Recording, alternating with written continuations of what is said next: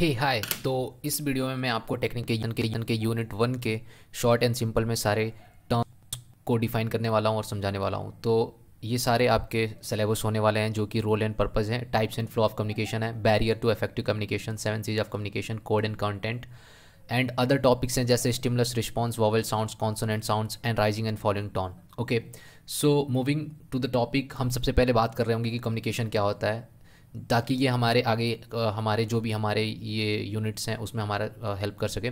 तो कम्युनिकेशन की बात करेंगे तो कम्युनिकेशन क्या होता है, एक प्रोसेस होता है हमारे इन्फॉर्मेशन को शेयर करने के लिए दो पर्सन के बीच में, या हम कह सकते हैं कि sharing of information and ideas between two people और मोर देन टू पीपल। तो बेसिक यही एक मतलब डिफिनीशन होता है इसका। ठीक है, तो यहाँ पे एक ए और एक ये बी पर्सन है, और इसके बीच में जो भी चीज़ है, जो भी मैसेज ट्रांसफ़र हो रहे हैं या जो भी कम्युनिकेशन हो रहा है, जिस तरीके की बात हो रही है उसको कम्युनिकेशन कहते हैं। तो ये एक शॉर्ट एंड सिंपल डिफिनीशन, आप इसको अपने मर्जी से बढ़ा के लिख सकते हो, बट व्हाट इज़ कम्युनिकेशन ऐसा करके बस 2 मार्क्स के ही क्वेश्चन आ सकते हैं या आते हैं, इससे बड़ा क्वेश्चन नहीं आता। इसके साथ और समथिंग एल्स और व्हाट करके आता है, जो कि एक्सटेंड हो जाता है क्वेश्चन में, जो आप अलग से उसको आंसर कर रहे होगे। ओके, सो हमारा नेक्स्ट टॉपिक है जो है पर्पज़ ऑफ कम्युनिकेशन। तो पर्पज़ ऑफ कम्युनिकेशन देखेंगे हम, जिसमें ये 5-6 तरीके के पर्पज़ देख सकते हैं, लिख सकते हैं, आप ज़्यादा भी लिख सकते हो, बट यहाँ पे मैंने बहुत अच्छे अच्छे लिख रखे हैं जो आप देख सकते हो, जैसे कि information, persuade, motivate, express feelings and imagine. तो हम देखेंगे कि इन्फॉर्मेशन क्या होता है, मतलब inform, to share information and data, मतलब हम कोई भी डेटा को, इन्फॉर्मेशन को शेयर कर रहे हैं तो उसके लिए कम्युनिकेशन काम में आता है। परसुएड करना यानी किसी को इन्फ्लुएंस करना, क्रेडिबिलिटी के थ्रू, इमोशनल अपील के थ्रू या सोशल नीड्स के थ्रू। किसी को मोटिवेट करना, इनकरेज करते हैं हम लोग अप्रिसिएशन से, रिकॉग्निशन से और सपोर्ट से, तो उस केस में भी हम कम्युनिकेशन का यूज़ करते हैं। अपने फीलिंग को जाहिर करना, हमारे इमोशन, हमारे एक्सपीरियंसेस को जाहिर करना भी एक कम्युनिकेशन के ही थ्रू हो पाता है। और जस्ट एज दैट हम इमेजिन भी एक कम्युनिकेशन के थ्रू ही करते हैं, to create ideas and scenario. ठीक है, तो ये हमारे पर्पस थे। और सेम वे हम रोल भी देखेंगे, जो कि काइंड ऑफ सिमिलर ही होते हैं एक दूसरे से, बट मैंने रोल भी अलग लिख रखे हैं, क्योंकि आपको अगर लिखना चाहो वहाँ पे तो उसके लिए आपके लिए आसानी होगी। तो उसमें सबसे पहले बात कर रहे होंगे कि sharing information, same is the purpose of communication. तो उसमें भी हम लोग शेयर कर रहे हैं information, that's the same thing. उसके बाद बिल्डिंग रिलेशनशिप, ऑफ कोर्स अगर हम एक रिलेशनशिप की बात करें, इधर अ फ्रेंड और any kind of relationship, in that case we are building a relationship through communication. तो इन दैट केस हम लोग बात कर रहे होते हैं, हम लोग कम्युनिकेट कर रहे होते हैं, जब जाके हमारा कम्युनिकेशन बिल्ड हो पाता है किसी के साथ। अगर हम बात नहीं करते हैं, वो आइस ब्रेक नहीं होता है, वहाँ रिलेशनशिप बिल्ड नहीं होता है। तो that's the thing. Other thing is avoiding misunderstanding. कभी कभी ऐसा होता है कि सामने वाला आपको गलत जज करके बैठा है, आप कम्युनिकेट नहीं किए हो या नहीं बताते हो, तो वो कुछ ना कुछ जजमेंट करके बैठा होता है। तो उस केस में भी मिसअंडरस्टैंडिंग को दूर किया जा सकता है कम्युनिकेट करके। Decision making, for sure decision making में भी बहुत ही ज़्यादा यूज़ आता है। जैसे कि आप कॉर्पोरेट कल्चर में देख सकते हो, वहाँ पे क्या होता है कि बहुत सारे मीटिंग ऐसे अरेंज करे जाते हैं जहाँ पे कम्युनिकेट किया जाता है, ताकि कोई डिसीजन लिया जा सके और डिसीजन मेकिंग किया जा सकता है। Expressing feelings, that's the same thing which we have talked earlier in purpose of communication. And passing on information, of course for sharing information, that's the same thing will occurring again and again। तो ये चीज़ आप बार बार देख सकते हो। ये ही 2 चीज़ थे role of communication, जो purpose of communication में भी आप लिख सकते हो। मतलब आप दोनों को सेम ही समझो एक तरीके से, बस ये इन्होंने टॉपिक में ऐसे दे रखा है, तो दोनों का मतलब ही सेम हुआ, रोल या पर्पस सेम ही होता है। ठीक है, बेसिकली। सो अब बात कर रहे होंगे कि टाइप ऑफ कम्युनिकेशन क्या होता है। तो मैं आपको टाइप समझाने से पहले मैं आपको इस डायग्राम के थ्रू ले जाना चाहूँगा, जो कि ये आपको एकदम कॉन्साइज एंड क्लियर कर देगा आपके लिए। क्योंकि टाइप ऑफ कम्युनिकेशन में बहुत सारी चीज़ें लोग पढ़ लेते हैं, वो फ़ायदेमंद होती नहीं है, क्योंकि formal, informal, verbal, non verbal वो लाइन से पढ़ लेते हैं, लेकिन वो एक सिस्टमेटिक वे नहीं होता है। तो मैं आपको सिस्टमेटिक वे में बताना चाहूँगा कि टाइप्स ऑफ कम्युनिकेशन पहले हम लोग देखेंगे verbal and non verbal, and then after will be looking for the formal and informal. Informal and informal, it is based on the style and purpose, but for the verbal and non-verbal it's a communication medium. Okay, so on behalf of communication medium we are seeing verbal and non-verbal. So for verbal we have 2 things, oral and written, and for non-verbal we have lots of things like facial expression, gesture, body language, proximity, touch, personal appearance and silence. For the verbal we have oral and written. तो verbal में oral जो है speaking and listening के लिए होता है, और written जो है राइटिंग एंड रीडिंग के लिए होता है। The same way non verbal में हम क्या कर रहे होते हैं कि फेशियल एक्सप्रेशन दे रहे होते हैं, गेस्चर्स के थ्रू, बॉडी लैंग्वेज के through, proximity, touch, personal appearance, silence, ये सारी चीज़ें काम आती है नॉन वर्बल में। तो बेसिकली मैं एक सीधा सा फंडा से मैं आपको समझाना चाहूँगा कि वर्बल क्या होता है, कि कोई भी मौखिक या शब्द, इसका हिंदी मतलब होता है कि मौखिक या शब्द, मतलब कि कोई भी चीज़ जो मुंह से या शब्दों से बयां की जा सके उसको कहते हैं verbal. And non verbal is the thing जहाँ पे हम अपना मुंह का यूज़ नहीं करते, किसी शब्दों का यूज़ नहीं करते, अदर इन सब चीज़ों के अलावा हम किसी एक्सप्रेशन का यूज़ करते हैं, गेस्चर का यूज़ करते हैं। उन सब केस में ये नॉन वर्बल के कैटेगरी में लाई करता है।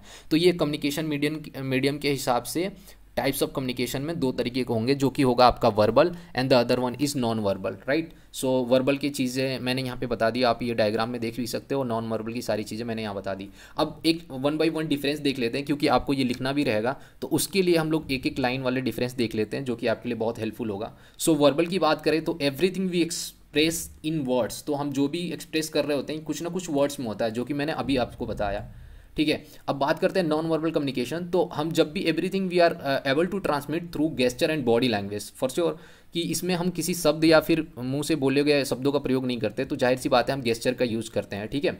अब बात करते हैं कि इसमें लैंग्वेज कौन कौन से यूज़ होते हैं, ठीक है। तो इसमें use words and linguistic science use होते हैं, जो कि वर्बल कम्युनिकेशन के अंडर लाई करते हैं। Based on body language on paralinguistic feature, ये जो हमारे नॉन वर्बल कम्युनिकेशन में लाई करते हैं, ठीक है। अब बात करते हैं ये वर्बल में किस तरीके के चैनल्स हो सकते हैं, मतलब क्या तरीका होगा।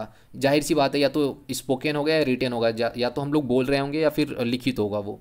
और नॉन वर्बल में क्या चैनल या मीडियम हो सकते हैं, जाहिर सी बात है एक्सप्रेशन देना, कोई गेस्चर करना, और या तो हमारा बॉडी लैंग्वेज, किस तरीके से हम खड़े हैं, किस तरीके से बिहेव कर रहे हैं, that's the thing will be lying in non verbal. और फेशियल एक्सप्रेशन तो होगा ही होगा। अब इसमें बात होता है कि जो जहाँ पे हम लोग मैसेज ट्रांसफ़र कर रहे हैं, जो एड्रेसी है वो क्या सेम टाइम पे प्रेजेंट होता है। तो in verbal communication it can't be present, it can be present और नॉट, तो ये प्रेजेंट हो भी सकता है और नहीं भी। But in non verbal communication जो एड्रेसी है उसको वहाँ प्रेजेंट होना पड़ता है, क्योंकि वहाँ पे बहुत सारी चीज़ें जो हैं वो साइन और गेस्चर पे काम कर रही होती हैं, ठीक है। तो इस केस में आप देख सकते हो कि must be paying usual attention. Advantage वही है कि फास्ट मैसेज यहाँ पे चला जाता है, ऑफर्स फॉर द करेक्शन के भी चांसेस होते हैं, और कॉन्शियस एंड रीजन्ड होता है, इंप्रूव अटेंशन को इंप्रूव करता है। उस अगर बात करें नॉन वर्बल की, तो इमोशन और फीलिंग को कन्वे करने के लिए किया जाता है, और वर्बल कम्युनिकेशन को कम्प्लीमेंट करने में भी इसका ज़्यादा बड़ा योगदान होता है, ठीक है। जैसे कि अगर आपने देखा कि कई लोग जब बात कर रहे होते हैं तो उसमें कुछ साइन का भी यूज़ करते हैं, like they move their hand, they nod their head, so that's all the thing they do to make it more appealing.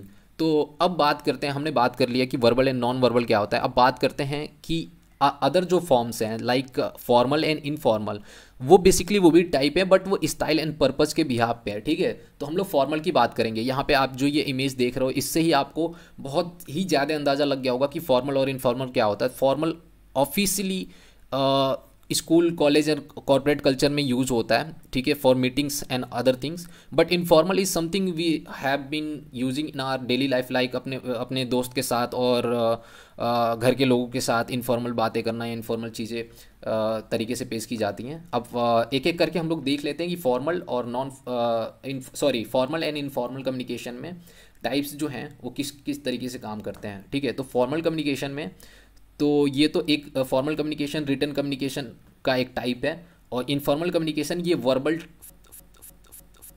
Formally written होता है और वो वर्बल कम्युनिकेशन जो कि ब्रॉड कम्युनिकेशन का ही टाइप। और जो फॉर्मल है वो एक चेन ऑफ कमांड को फॉलो करता है, बट इनफॉर्मल किसी भी चेन ऑफ कमांड को फॉलो नहीं करता है। और इन फॉर्मल में हमें क्या होता है कि प्रूफ ऑफ सपोर्टिंग डॉक्यूमेंट्स देने पड़ते हैं, लगाने पड़ते हैं, ठीक है। बट इनफॉर्मल में हम कभी प्रूफ ऑफ डॉक्यूमेंट्स या प्रूफ ऑफ सपोर्टिंग डॉक्यूमेंट्स की ज़रूरत नहीं पड़ती है। इसमें हाई लेवल ऑफ सिक्योरिटी माना जाता है, इसमें सिक्योरिटी की कमी होती है कि कई बार दोस्तों से बात करते हुए ज़रूरी नहीं कि उसमें कोई चीज़ें सिक्योर तरीके से बताई जाए, प्रूफ ऑफ डॉक्यूमेंट के तौर तरीके पे बताई जाए, तो वो चीज़ इसमें देखने को मिल सकती है। और फॉर्मल में हमें ज़्यादा टाइम लगता है कम्युनिकेट करने में, जबकि इनफॉर्मल में हमें कम टाइम लगता है कम्युनिकेट करने के लिए। और इन्फॉर्मेशन जो है फॉर्मल पे वो ऑथेंटिक होती है, मतलब जो भी इन्फॉर्मेशन है वो कहीं ना कहीं फैक्चुअली स्टोर्ड है। सो ऑथेंटिक इन्फॉर्मेशन यहाँ पे होती है। इन्फॉर्मेशन इनफॉर्मल में ऑथेंटिक हो भी सकती है और नहीं भी हो सकती है। जैसे कि एग्जांपल में अगर फॉर्मल को देखें तो ऑर्डर, रिपोर्ट्स एंड रिक्वेस्ट ये सारे फॉर्मल के ही टाइप्स हैं, और इनफॉर्मल के टाइप्स देखें या फिर एग्जांपल्स देखें तो वो हुए हमारे gossips and discussions. Okay, so this were the things like आपका टाइप क्या होता है, कम्युनिकेशन क्या होता है, ये सारी चीज़ हमने देख लिया, रोल एंड पर्पस देख लिया। Now we will talk about the flow of communication. तो ये बेसिकली बहुत ही बढ़िया टॉपिक है और बहुत ही ईजी है। लोग इसको कम्प्लेक्स कर लेते हैं। इसमें तीन चीज़ हम देख रहे होंगे जो कि है horizontal communication, diagonal communication and vertical communication. Talking about horizontal communication, पहले आप ये राइट वाले इमेज पे ना जाओ, पहले आप इस चीज़ को देखो, फिर आप राइट वाले इमेज को मैं अभी समझा रहा हूँ तो ये आपके लिए क्लियर हो जाएगी। तो हॉरिजॉन्टल कम्युनिकेशन की बात करें तो कोई भी कम्युनिकेशन फ्लो होना, इस तरीके में फ्लो होना कि जो सेम लेवल पे वो फ्लो हो रहा है।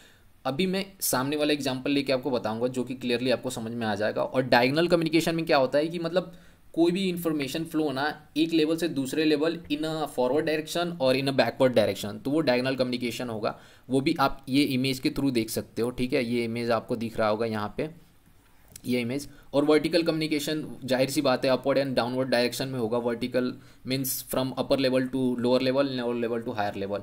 सो in that case to learn all of the flow of communication will go through this example. Here we have an example of a company where board of directors are there, managing directors are there, general manager are there, and after general manager head of department and officers are there. So we can go through our school structure as well, school organization structure as well. In that case we also have a principal or director in and after that a teacher, and after that some level of colleague or worker is there.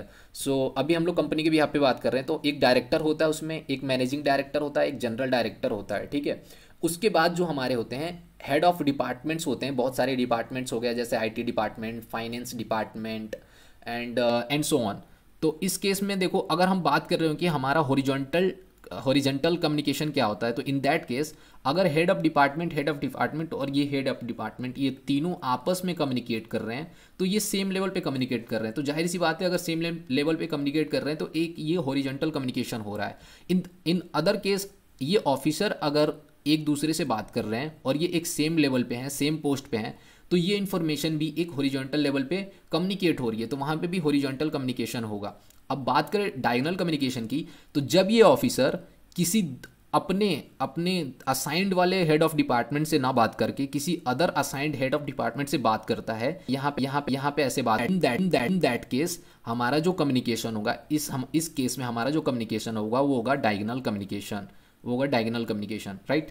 And और जो हमारा vertical communication वो क्या है कि जो भी हमारा कम्युनिकेशन ऊपर से नीचे या नीचे से ऊपर की तरफ होता है, जैसे कि ये कोई ऑफिसर है, right, this officer is talking to head of department, और head of department is talking to general manager, और general manager is talking to managing director.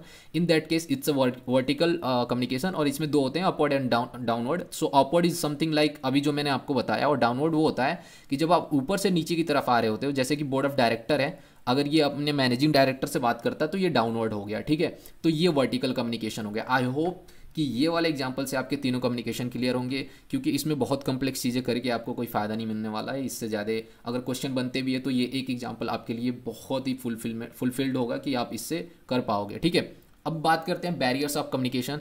It's the best, I will say that ये marks आपको gain करने वाला question है, और यहाँ पे ज़्यादा चीज़ें आपको याद नहीं करनी है, 7 टॉपिक्स याद करने, जिसमें आता है आपको physical barrier, language barrier, psychological barrier, cultural barrier, emotional barrier, psychological barrier, sorry I have given 2 times psychological barrier but it's okay.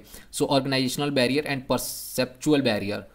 तो अगर बात करें फिजिकल बैरियर की, तो जाहिर सी बात है कम्युनिकेशन में, अच्छा पहले टॉपिक के हेडिंग को ही समझ लेते हैं, इससे आपको क्लियर हो जाएगी, तो नीचे चीज़ें आपको ज़्यादा कॉम्प्लेक्स नहीं लगेगी। तो जैसे बात करें कि बैरियर्स टू इफेक्टिव कम्युनिकेशन, जाहिर सी बात है इसका मतलब ये हुआ कि जो हम कम्युनिकेट करते हैं उसमें क्या रुकावट आती है उसको ही बोलते हैं बैरियर्स टू इफेक्टिव कम्युनिकेशन। मतलब हम कोई भी कम्युनिकेट करना चाहते हैं एक इफेक्टिव तरीके पे, बट कुछ ना कुछ बैरियर, कुछ ना कुछ रुकावट, कुछ ना कुछ खेद उसमें आ रही है, उसी को बोलते हैं बैरियर्स टू इफेक्टिव कम्युनिकेशन। उसमें बहुत बैरियर्स हैं जिसको हम 1 by 1 देखेंगे। तो सबसे फर्स्ट है वो है फिजिकल बैरियर। तो फिजिकल बैरियर ऑब्वियसली होता क्या है, तो कोई भी ऑब्स्टेकल होता है like equipment, noise, close door और आइसोलेटेड वर्कशॉप। सो मैं इसको एक बेस्ट एग्जांपल से समझाऊंगा। जैसे डिवाइड होता है, सेक्शन होता है। तो अगर जैसे सेक्शन ई है तो सेक्शन टीचर पढ़ा रहा है तो सेक्शन बी तक नहीं जाते, एक में एक वॉल होता है, तो वो वॉल एज अ बैरियर काम करता है, तो वहाँ पे वो फिजिकल बैरियर हुआ। इन द सेम वे आप बहुत सारी जगहों पे देख सकते हो, और फिजिकल बैरियर कई तरीकों के से भी हो सकते हैं। जैसे इक्विपमेंट, अगर मैं किसी माइक के थ्रू बोलना चाहता हूँ, बहुत सारी क्राउड को एक साथ एड्रेस करना चाहता हूँ, बट वो माइक वर्क नहीं कर रहा है, तो in that case equipment is not working. So in that case that the thing is the physical barrier. सो इस तरीके से आप फिजिकल बैरियर को वहाँ पे डिफाइन कर सकते हैं। अब बात करते हैं लैंग्वेज बैरियर की। अब इसका भी एक अच्छा सा एग्जाम्पल ये है कि लैंग्वेज बैरियर तब देखने को मिलता है कि जब आप किसी एक भाषा में बात कर रहे हो, बट सामने वाला इंसान उस भाषा को समझ नहीं पा रहा हो।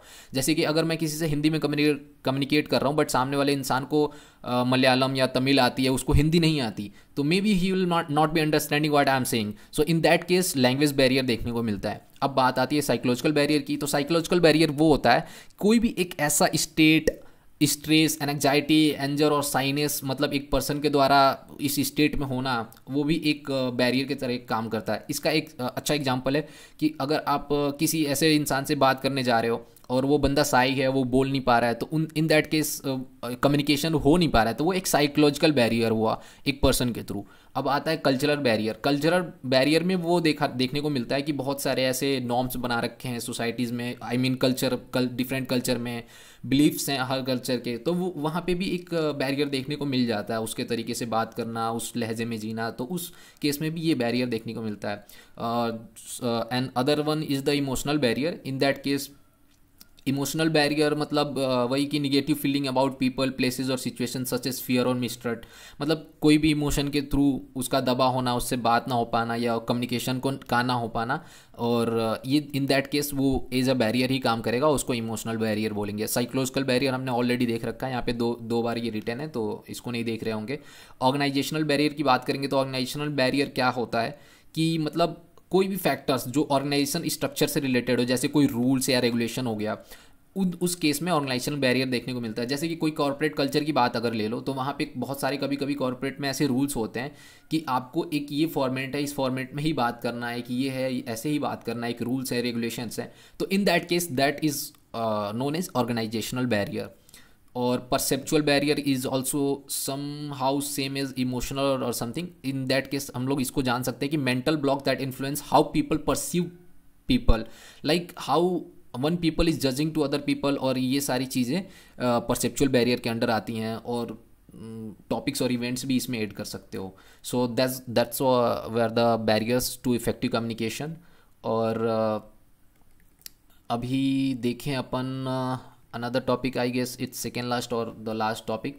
It is 7 C's of communication. So it's also the best topic, क्योंकि इससे भी मार्क्स बहुत अच्छे गेन हो सकते हैं, क्योंकि ये एक अच्छा टॉपिक है, छोटा टॉपिक है और सिंपल टॉपिक है। तो 7 C's की बात करें तो इसमें हमारे बहुत सारे होते हैं, जैसे completeness, correctness, conciseness, courtesy, clarity, consideration and concreteness, which is also referred as I guess coherent. So completeness, so anything like हम ये सारी चीज़ें एक सेंटेंस के रूप में देख रहे होंगे, इससे ज़्यादा हमें समझ में आएगा। जैसे कंप्लीटनेस का मतलब क्या हुआ कि अगर मैं किसी इंसान से कम्युनिकेट कर रहा हूँ, for example person A is communicating to person B, तो इन दैट केस अगर पर्सन ए कोई भी मैसेज पर्सन बी को बताना चाहता है, कोई भी इंफॉर्मेशन शेयर करना चाहता है, और वो उसको कंप्लीटली ना बताए, तो वो कैसे कम्युनिकेशन एक सक्सेसफुल कम्युनिकेशन माना जाएगा? नहीं माना जाएगा, जाहिर सी बात है। तो उसमें कंप्लीटनेस होना ज़रूरी है, मतलब कि वो जो भी मैसेज प्रोवाइड कर रहा है वो एक कंप्लीट मैसेज हो। In the same way correctness, वो जो भी मैसेज प्रोवाइड कर रहा है, जो भी ये मैसेज है, वो जो भी मैसेज प्रोवाइड कर रहा है वो करेक्ट भी होना चाहिए, ठीक है, मतलब जेन्युइन ऑथेंटिकेट मैसेज होना चाहिए, उसमें जो भी है वो एक ऑथेंटिकेटेड सोर्स से भी होना चाहिए। कंसाइजनेस की बात करें तो ऐसा नहीं है कि वो मैसेज दे रहा है और मैसेज एक लाइन में दिया जा सकता है और उसने पूरे पैराग्राफ में समझाना और उसको बोरिंग बना रहा है, उसको मतलब वो मैसेज तो दे रहा है बट वो बहुत ज़्यादा लेंदी हो जा रहा है, उसका कोई मतलब नहीं बनता है। तो कंसाइज भी होना चाहिए, जो ये पर्सन ए पर्सन बी को मैसेज बता रहा है या फिर जो भी इन्फॉर्मेशन शेयर कर रहा है, ये जो भी चीज़ें कम्युनिकेट कर रहा है वो कंसाइज होनी चाहिए, ठीक है। कर्टेसी की बात करें तो एक उसके अंदर जो भी हाव भाव है, जो बात करने की तरीका है, जो जो भी तरीका है वो उस तरीके से झलकना चाहिए, जैसे कि एक पोलाइटनेस या जेन्युइननेस या रिस्पेक्ट दिखना चाहिए। अगर सामने वाले पर्सन के लिए रिस्पेक्ट भी दिखना चाहिए तो उस केस में कर्टेसी भी ज़रूरी होती है। अब बात करें क्लैरिटी की, तो ऐसा नहीं है कि जो पर्सन ए है पर्सन बी को जो भी मैसेज दे रहा है वो किसी ऐसे भाषा में या किसी इस तरीके से दे रहा है कि जो कि उसके लिए समझने के लिए, पर्सन बी को समझने के लिए बहुत ही कॉम्प्लेक्स हो रहा है या फिर हार्ड हो रहा है। तो उस इन दैट केस ये हमें क्लैरिटी भी देनी होगी कि मतलब हमें सिंपल लैंग्वेज को यूज़ करें, क्लियर और एक्यूरेट मैसेज को यूज़ करें, तो वहाँ पे क्लैरिटी भी ज़रूरी होती है। कंसिडरेशन मतलब जो भी लिसनर का इंटरेस्ट हो उसके हिसाब से, उस बैकग्राउंड के हिसाब से हमें नॉलेज देनी है, उस बैकग्राउंड के हिसाब से हमें बतानी है। मतलब इतना कंसिडरेट होना है कि जिसको हम लोग बता रहे हैं टारगेट ऑडियंस क्या है, किस तरीके से मैसेज देना है, उसका इंटरेस्ट क्या है, ये सारी चीज़ें भी हमें कंसिडरेट करके रखनी है।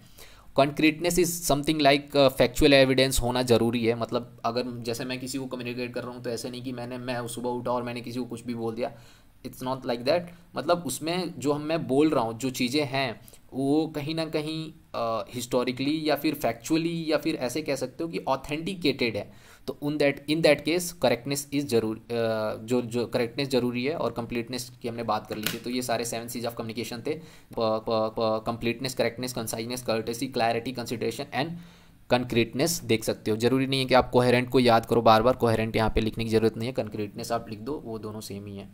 एंड आई होप कि ये हो गया। अब हमारा लास्ट टॉपिक ही है इसका यूनिट 1 का, जिसमें हमारा बस कुछ छोटे छोटे टर्म्स बचे हैं जो कि हम लोग देख रहे होंगे, क्योंकि ये 2 मार्क्स में बहुत ही बार पूछे जाते हैं। जैसे कि हमारा कोड एंड कंटेंट की बात करें, ठीक है, तो कोड क्या होता है, मतलब ये किसी भी लैंग्वेज के रूल एंड ग्रामर को ही कोड कहते हैं। जैसे वेक्यूबलरी या फिर प्रोनाउंसिएशन रूल्स जो होते हैं उसको हम लोग कोड बोलते हैं। जैसे कि यहाँ पे आप देख सकते हो एग्जाम्पल में मैंने लिख भी रखा है कि English language grammar rules is referred as code.